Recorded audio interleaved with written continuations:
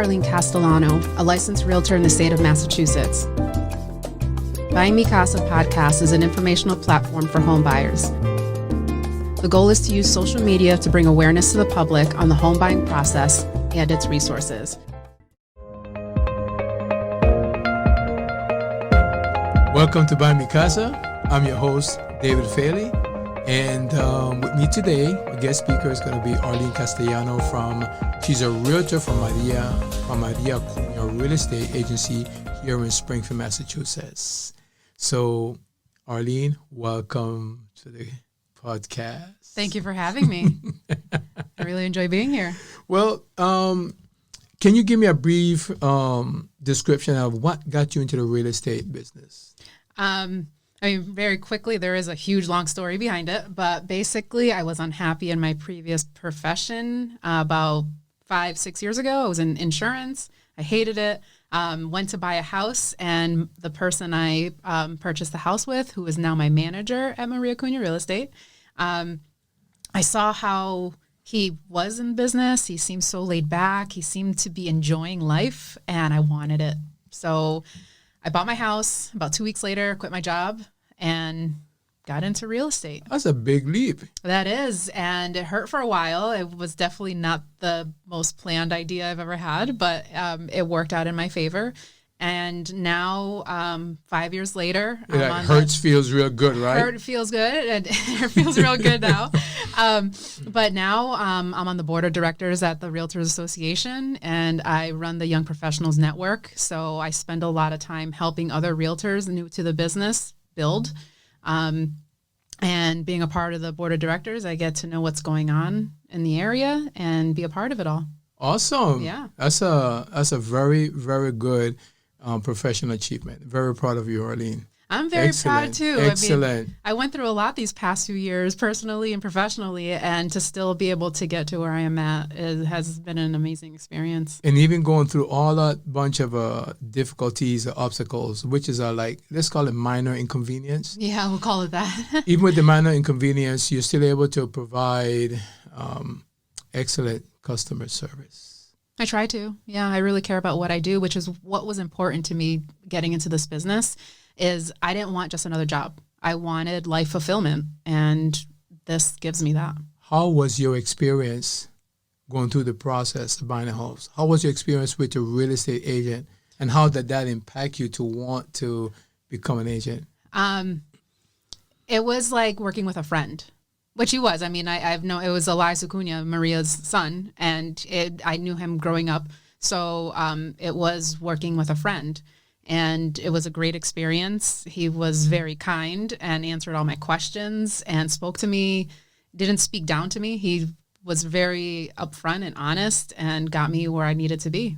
And it was a wonderful experience. And I think whether or not we had known each other previously, it would have been the same way. And the approach he took is how I am now. I approach is I'm helping a friend get a house. And I speak to them as if they were friends. If it's not broken? Yeah.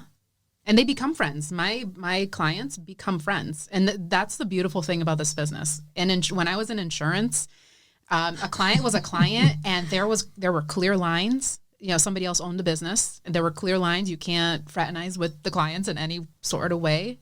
This is a business where clients become friends, and in cases become family. And it's a great way to connect with people. Is the system he used to provide you service is not broken, then you don't need to fix it because you use the same system when you work with the client. Treat them as friends. Yep. But of course, there's going to be a clear line of distinction between, taking care of business. Oh, of course. Personal. Yeah. You make sure that they understand that I'm the professional and just listen to me. And part of what I have to do is make them understand that I'm the professional and that I'm on their side, and make sure that they listen to my advice, which is not always easy.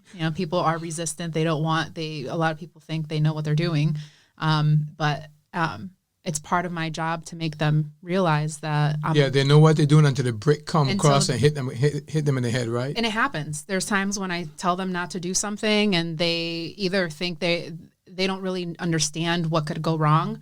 So they make a mistake, and it's like, I'll never say I told you so, but I'm saying, next time, that I'm doing things for you, and I I want you to would. succeed. I would rub it in. I told you so. I would rub it in. Well, I might say it after they close on the house. Oh, hell But- no. I and we would laugh. rub it in. And we laugh after the case. You know, if they did something stupid, I'd be like, "Remember when you did this?" And it almost blew up in your face. Yeah.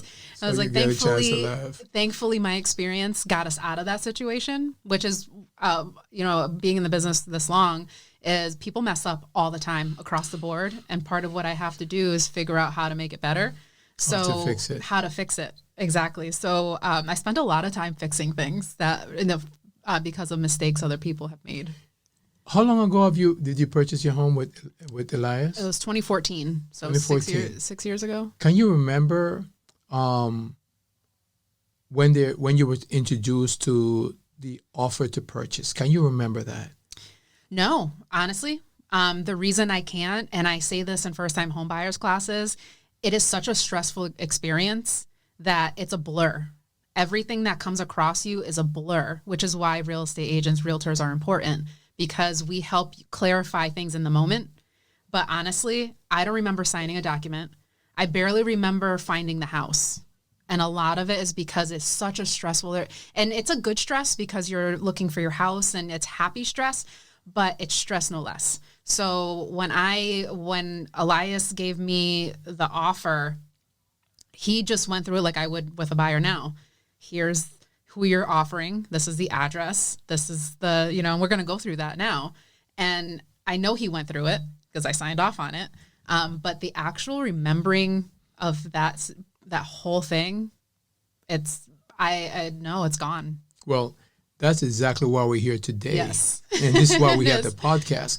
Because for the podcasters, the listeners can always come back and use this podcast, or whether it's on Facebook or in a video, they can always use it so they can listen to 30 or 40 minutes of what is an offer, what is inside an offer, what are the contingencies. So can you share what is an offer to purchase?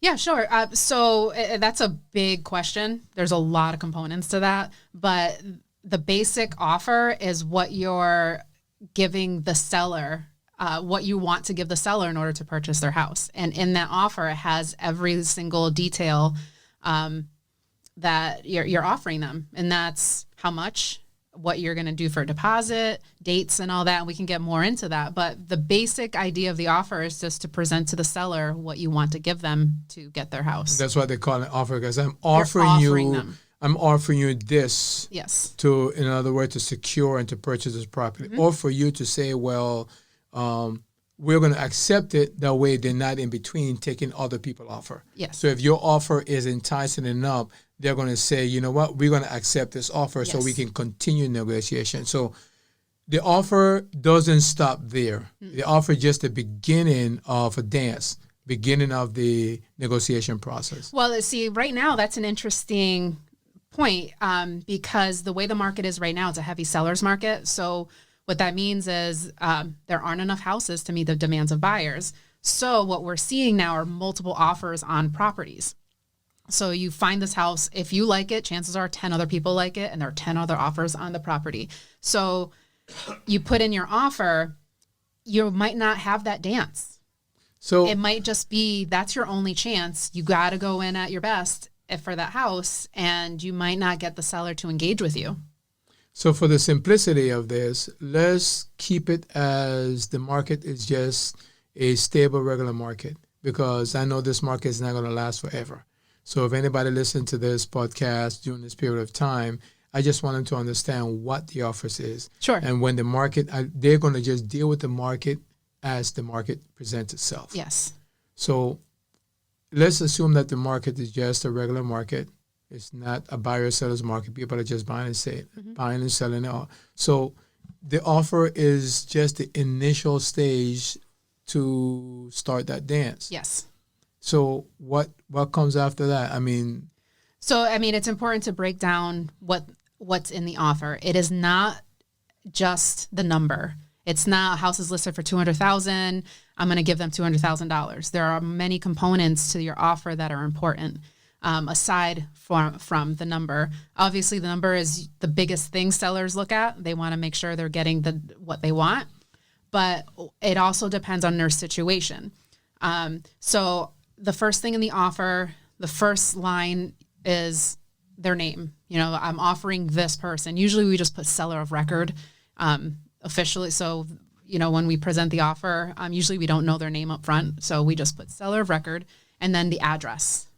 We have the address of the property. That's important. We want to know we're making sure we're offering to the right place. And then how much you're offering is the next portion. So identifying the seller, identifying the seller and the property, identifying the property, and then the amount you're going to offer. And then the amount you're going to offer. And then that breaks down to how much of a deposit you're putting down. And then at the end, how much you would owe after the deposit. So $200,000, you're putting down a $2,000 deposit. You're going to owe $198,000. Pretty straightforward there.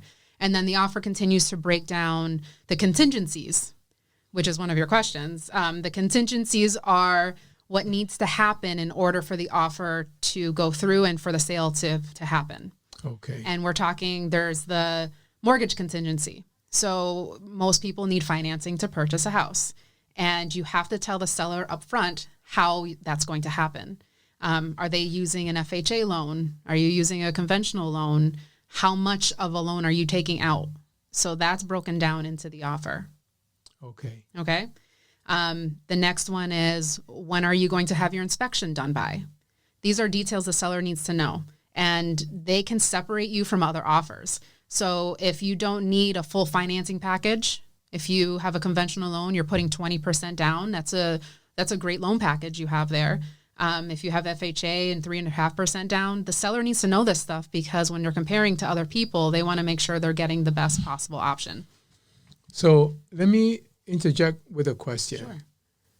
What is the difference between a conventional offer and an FHA offer? What are the differences, or are there any differences? There are huge differences. So what are the differences? For a first-time homebuyer FHA loan, this is to help usually first-time homebuyers purchase a property, lower interest rates, lower down payments, which is the huge thing. FHA loan is 3.5% down. A full conventional loan is 20% down.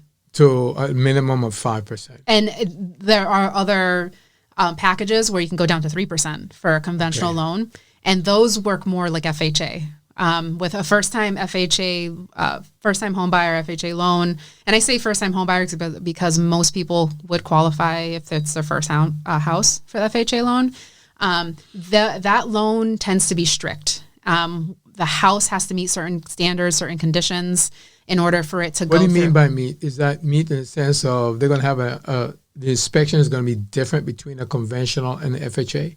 The inspection's the same. The appraisal's different. I see. So that's a whole other thing. So the inspection is for you, the buyer. You have an inspection. You pay for the inspector to come in, check out the house. You make sure that the house is in the condition you want it to be in. If not, you try to negotiate with the seller to get repairs or whatever needs to be done. Once you get past that inspection phase, the appraisal gets ordered, and the appraiser determines if the house meets the standards of the loan package you're getting. Whether it's a conventional FHA or any other it has to meet product. The price has to be justified in the appraisal, and so does the condition of the property.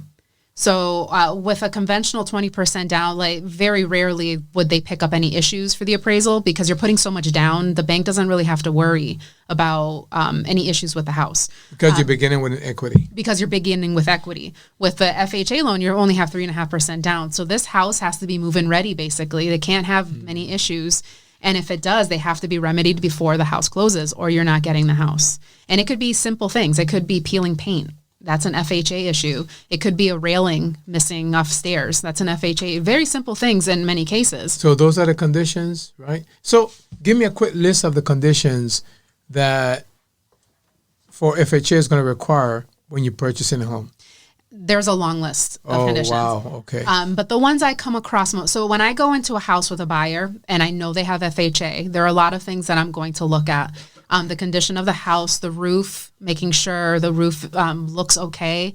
FHA requires at least 2 years life left on the roof. But what I tell first-time home buyers especially, do you want to worry about a house and a roof in 2 years? Most of them don't, because in most cases for the first 5 years, you're still trying to get used to actually having a house and making the payments and all that. You don't want the added cost of a roof. But FHA needs a few years left on the roof in order for it to pass. There can't be any peeling paint because there's potential for lead, especially if the house was built before 1978. Railings, any safety issues, you can't have walls hanging off, barely clinging. There are things like that could prevent the sale from going through. Every situation's different.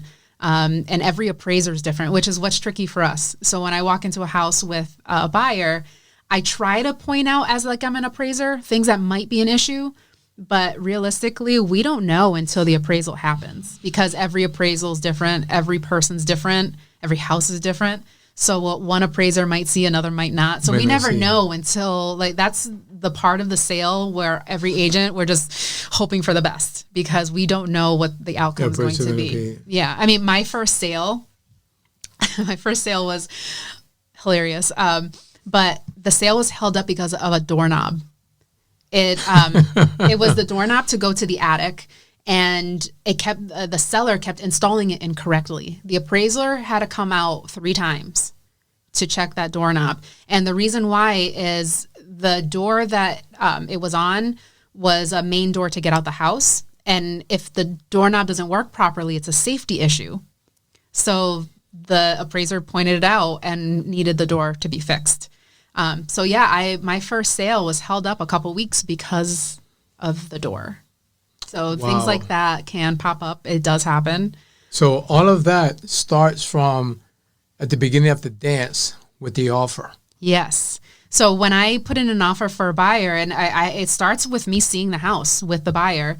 When a buyer first walks into a house and they love it, they get stars in their eyes. They don't see the little details that I see, because I've seen many beautiful houses. I don't get stars in my eyes anymore. So I see that peeling paint. I see the railings broken. I see that hole in the floor. I see things that could potentially be a hazard. So when I'm writing up the offer, even before the offer's in, I tell the buyer, I saw some things that could be a problem. And the seller likely knows these are, a problem. Either I talk to the agent and try to figure out if the seller's willing to make FHA changes, try to bring the house up to FHA standards if it's called. Every situation is different, and it does start the moment you look at the house, how you're going to negotiate an offer. So going down the list, identifying the name on the offer, you identify the name of the seller and the property address. Yes. The price. Yep. And the deposit and then the balance owed. Yep. I can get into details. So the deposit and when you're going to give them the deposit. I follow you. There's a date there for that. Deposit. There's also, there's 2 lines for a deposit. There is the initial offer deposit, which is usually, we do like $100, $150, and you submit it with the offer. And then the balance of the deposit. It gets submitted at whatever date in the future. And I usually have that date set right before the inspection or at the inspection date. So if something were to go wrong, we can, we don't have to move forward. We can easily get the deposit back. But there's a date specific to that. And then the final, how much you owe after that. So with my example before, $200,000 house, $2,000 deposit, you owe $198,000 by the closing date. So that line also has when closing is estimated to be. I follow you. And then, so it's also important to know as buyers, when we come up with these dates, I'm guessing at these dates. So when I write up an offer, there is no exact date. When I put a closing date, I'm hoping we can close in 8 weeks. So I put the 8 weeks away or whatever date, I talk to the lender. About 60 days, something. I talk to the lender to see how quickly they can close. And obviously the shorter time frame looks better for the seller, because especially if they want to sell right away, the shorter the time frame, the better. So let's say in a normal situation, we'll do 8 weeks, and I'll put 8 weeks away. We hope closing is. If we need extensions, depending on a situation, we can usually get them, but we're guessing 8 weeks. And then we move to the next section is the mortgage contingency. I was just going to ask you that. Yep. The next section is mortgage contingency, FHA, conventional, whatever product you're using. And then how much money you're getting off of that loan. So that contingency is going to be the type of loan, right? And the promise. Yes. Well, actually a commitment letter. What you're doing with the mortgage contingency, it doesn't say anything about having to give them a commitment letter or usually the mortgage contingency will be in form of the commitment letter. It would be in the form of a commitment letter to them, but we usually wait as agents, especially to protect our buyers. We wait until we get the clear to close. So just because the buyer gets a commitment letter, there are usually a list of things that they need to do in order to actually get the loan still. A commitment letter isn't saying 100% here it is. It's saying here it is if you complete this list of things. They're calling them conditions. Conditions, yeah. And if you and when I get the commitment letter and I look at those conditions and there's nothing major, just maybe submit last week's paycheck. Something simple.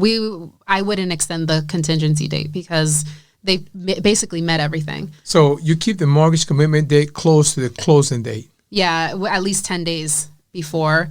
Okay. I usually do, typically, it depends on the situation, So what document they need to give you to justify the mortgage contingency? It's the lender I talk to. I mean, if you want to get technical, it is that mortgage contingency letter, but you want it cleared of contingencies. So it's not the initial letter. It's when you get the full clear contingency, you get cleared conditions, excuse me, if that makes sense. I understand.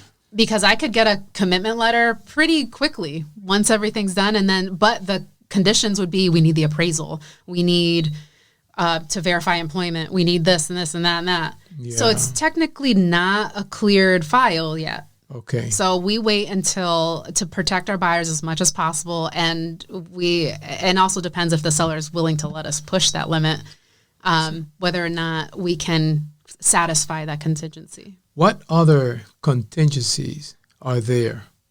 So there's the mortgage contingency, there's the inspection contingency, and if you have to sell a house, if you're a buyer and you have a house to sell and you need to sell it in order to purchase, so that's a contingency.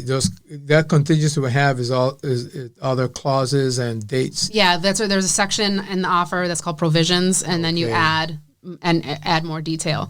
The offer basically has everything that could happen in a transaction. So after the mortgage contingency section, you have the inspection. When are you going to have the inspection? And what happens after you have it? You have a certain amount of time to notify the seller if you want repairs. To submit a request for repairs. Yep. And the standard offer form also states that the seller is obligated to pay up to $1,000 of termite and treatment or repairs. That's already in there. And depending on the situation, we can strike that out. I don't recommend it, obviously. Most typical offers have that in there. So you have that. And then there's the provision section. And this is where you add things like closing costs.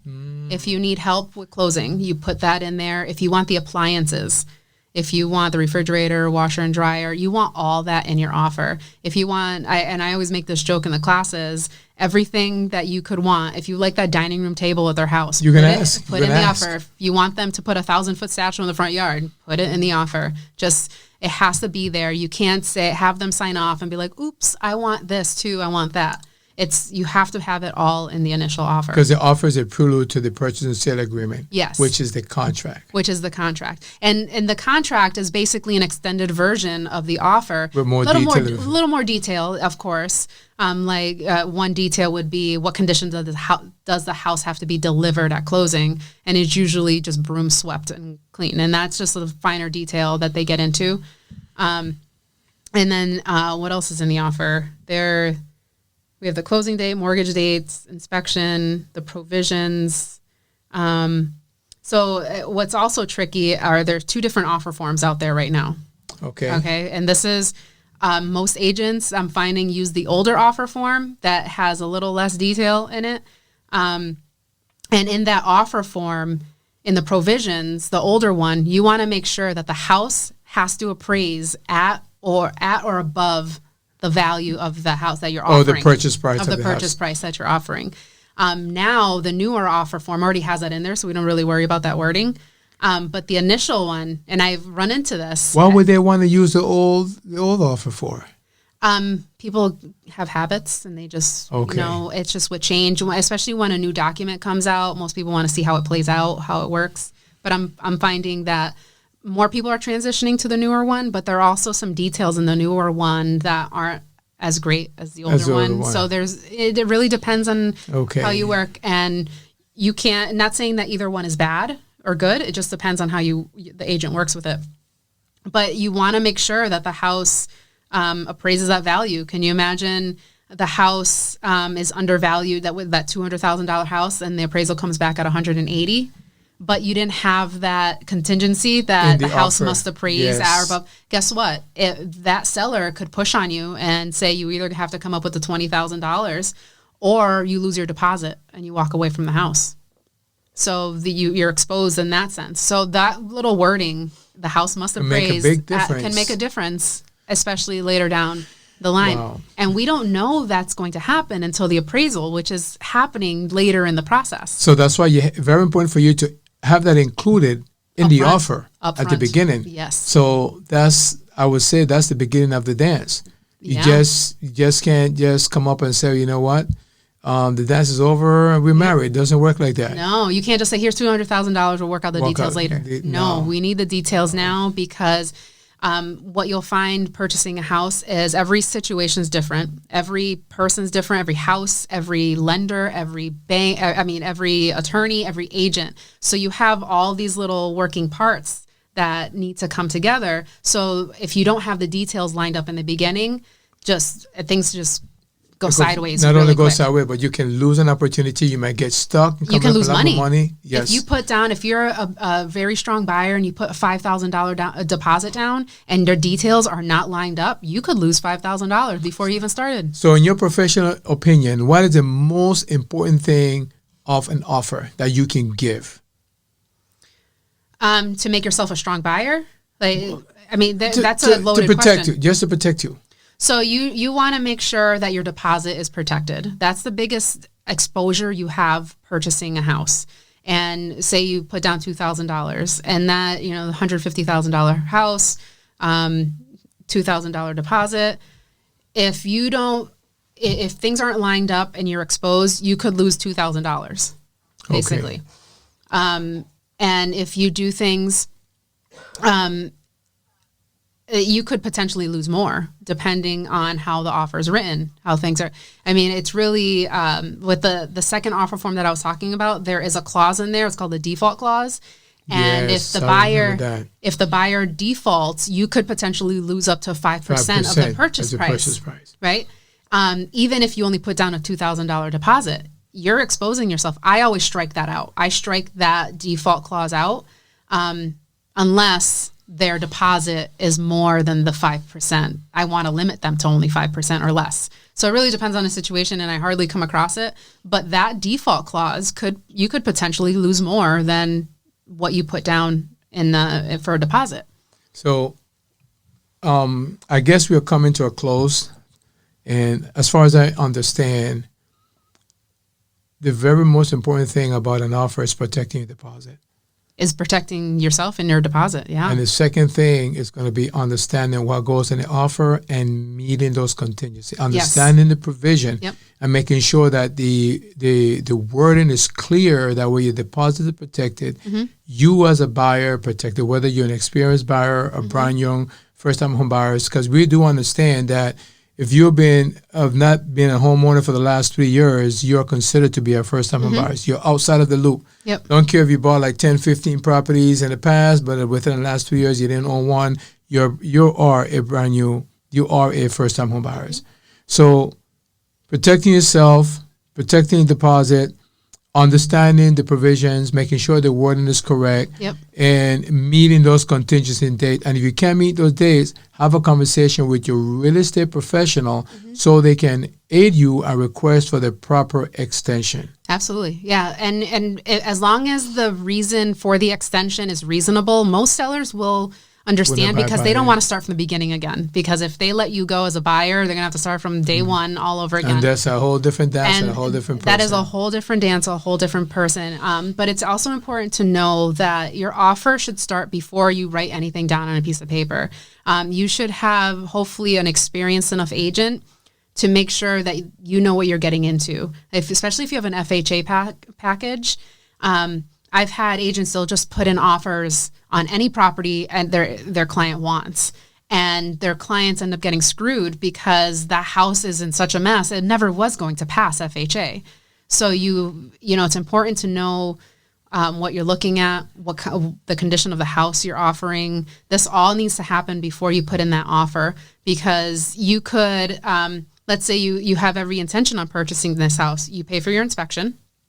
You pay for the appraisal. It's at least $1,000 right there, just to find out at the appraisal that it's never going to pass FHA and the seller's not willing. So even though you would get your deposit back, you lost $1,000 right up front. So it's really important to know the condition of the house, your loan package, all that. We're trying to stick to, just talking about the offer, but there's so much more that goes around it in order for you to have a successful purchase. Well, I guess let's end this conversation and we can continue another time. I'm looking forward to have you back again, Arlene. I'm definitely and I have to say that the offer, after having this conversation with you and with other real estate agents and my past experience, it leads me to believe that for your offer to be a strong offer and you remain protected and meet the contingency dates, is that you have a very good initial assessment with your real estate agent. Yes. Because when the first thing you do when you meet a real estate agent is they're going to assess you. That assessment is going to solidify and make your offer strong and protected. Mm-hmm. Exactly. Okay. Well, Arlene Castellano, realtor from Maria Acuna Real Estate Agency here in Springfield, Massachusetts. It's been a great pleasure and an honor having a person like you onto this program today. I appreciate you having me. And, thank you for joining me here. My name is David Failey, your host on Buy Me Casa podcast. Thank you, Arlene. Okay, see you next time. See ya. Thank you.